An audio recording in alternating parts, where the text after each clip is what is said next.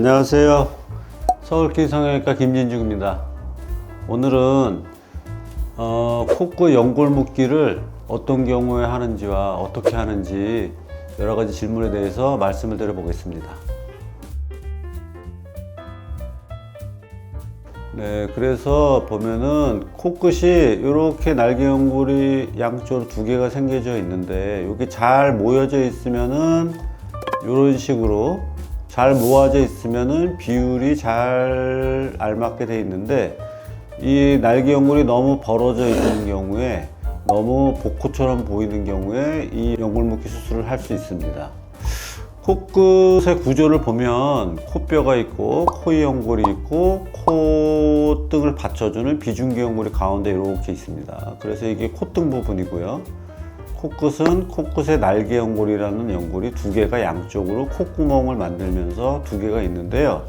보통 코끝이 너무 복코처럼 보여서 코끝을 좀 날렵하게 하고 싶으신 분들이 연골 묶기를 원하는 경우가 있는데, 코끝이 이제 복코인 원인은 보통 두 가지가 있습니다. 복코, 이렇게 날개 연골이 넓어서 복코처럼 보이는 경우가 있고요. 그리고 날개 연골은 윤곽이 잘 드러나 보이지 않는데 피부가 두껍고 코가 낮아서 복코처럼 보이는 경우 두 가지가 있습니다. 그러니까 이런 경우에는 연골 묶기만으로는 효과가 별로 없고요. 이렇게 날개 연골 자체가 크고 벌어져 있어서 복코처럼 보이는 경우는 연골 묶기가 효과가 있습니다. 연골 묶기는 이제 이렇게 코끝에 연골이 이렇게 생겨 있고 여기 이렇게 생겨 있는데 이렇게 보면 이렇게 돼 있는 거죠. 이렇게. 근데 이제 이 연골이 너무 이렇게 불룩하고 여기도 불룩하고 그 다음에 이 사이가 이렇게 벌어져 있으니까 복코처럼 보이는데요. 수술은 어떤 식으로 하냐면 일반적으로 코 높이는 수술은 여기 코 기둥 비주라고 많이 하죠. 코 기둥에도 절개를 하고 코 안에도 절개를 해서 이 코끝 피부를 들어서 수술을 한 경우가 이제 개방형이라고 하는데요. 연골 묶기는 코 안으로만 절개를 해서 비개방형, 비주를 절개하지 않고 비개방형으로 수술할 수 있고요. 비개방형으로 절개를 해서, 그래서 어떤 식으로 수술하냐면 안으로만 절개를 해서 양쪽으로 안으로만 절개를 해서 연골을 타고 이렇게 들어갑니다. 이렇게 연골을 타고 들어가서 여기를 좁혀줘야 되거든요. 좁혀줘야 되니까 여기에 연골을 아주 일부를 절제를 해서 이만큼 여기도 이렇게 절제를 하고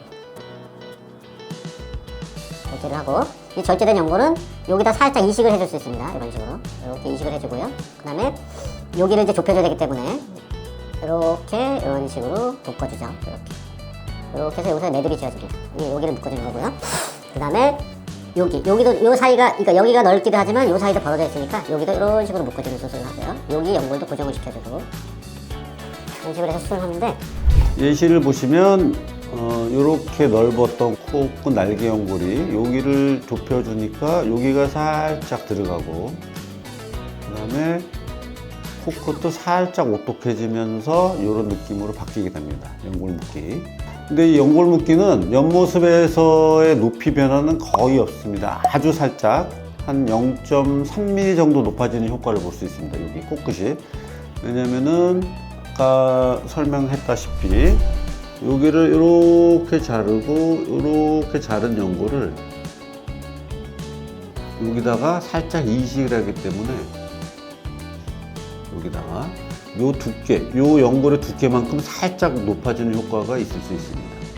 그래서 또 다른 예시를 보시면 이분도 보시면 여기가 이렇게 연골이 불룩하고 벌어져 있고요. 넓죠. 복코처럼 보이지만 연골 묶기로 수술을 하면 이렇게 좀 오똑한 느낌이 되면서 날렵한 느낌으로 바뀔 수 있습니다. 수술을 하고 나서 찝힌코가 되는 원인은 여러 가지가 있는데요. 보통 이제 요렇게 되면은 너무 찝혀 보인다고 하죠. 이렇게 되면 큰일 나는 겁니다. 이제 왜 그렇게 되는지를 알아야 되고, 첫 번째 찝혀 보이는 원인은 이 연골을 너무 많이 잘라내서 그렇습니다. 이렇게 너무 많이 잘라내면 이 연골의 힘이 약하기 때문에 이게 연골이 들어가는 너무 많이 들어가서 문제가 생기는 경우가 있고요. 두 번째 원인은 이 연골을 너무 강하게 묶어주는 겁니다. 강하게 묶어줘서 여기를 너무 강하게 묶어주면 여기를 묶어주는 건데요. 여기 연골이 여기 부분인데 이거를 너무 강하게 묶어주면 여기가 너무 들어가서 찝혀 보이는 원인, 두 번째 원인이 있고요. 세 번째 원인은 원래 코끝의 모양은 여기가 이루어져서 이런 그 다이아몬드형의 코끝을 보여줘야지 모양이 이쁜 건데 여기하고 여기를 너무 강하게 또 묶어주는 겁니다. 여기랑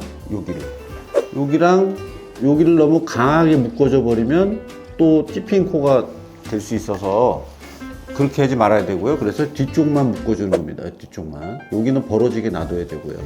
그러니까 제가 세 가지를 말씀드렸는데 그 세 가지를 잘 유념하면서 수술을 해야지 찝혀 보이지 않고 균형 맞는 코끝이 될 수 있습니다.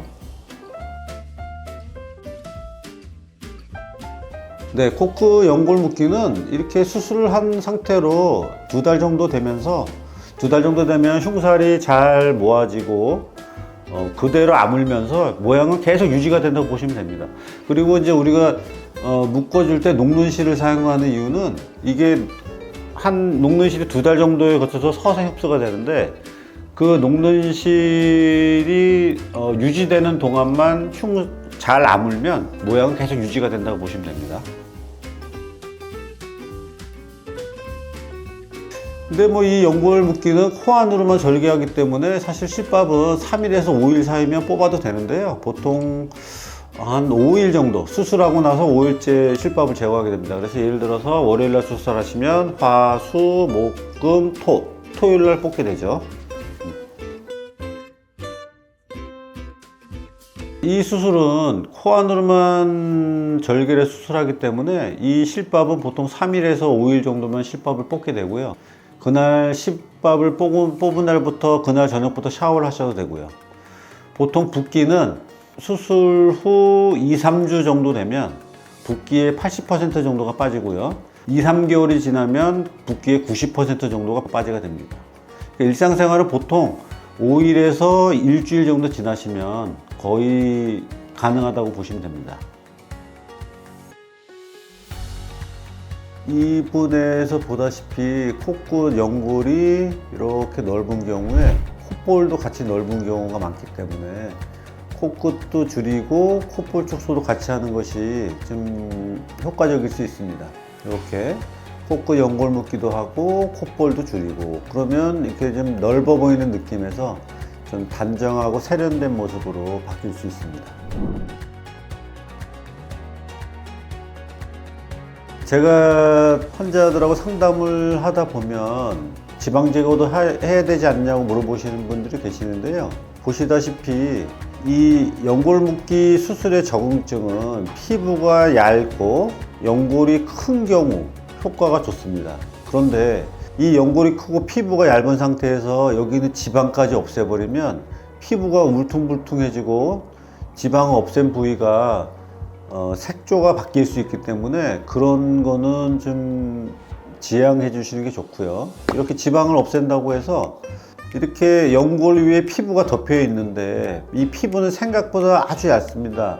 근데 피부의 층은 피부부터 시작해서 근육층, 지방층 이렇게 층이 다 이유가 있어서 있는데 그러니까 코끝을 좁힌다는 목적으로 지방을 제거하면 문제가 생길 수 있고요. 그런 거는 가급적 안 하시는 게 좋고요. 그래서 저희 병원에서는 이 피부 조직을 완전히 잘 보존해서 연골 묶기를 잘 해가지고 효과를 극대화시키려고 하고 있고요. 두 번째로 수술의 경험상 제가 수술을 많이 해봤기 때문에 아까 찝힌 코 변형 있지 않습니까? 이런 찝힌 코 변형 되는 경우를 막기 위해서 정확한 해부학적인 지식을 알아야 되고요. 그래서 아까 말씀드렸다시피 찝힌 코 변형을 막기 위해서는 연골을 과한 절제를 하면 절대 안 되고요.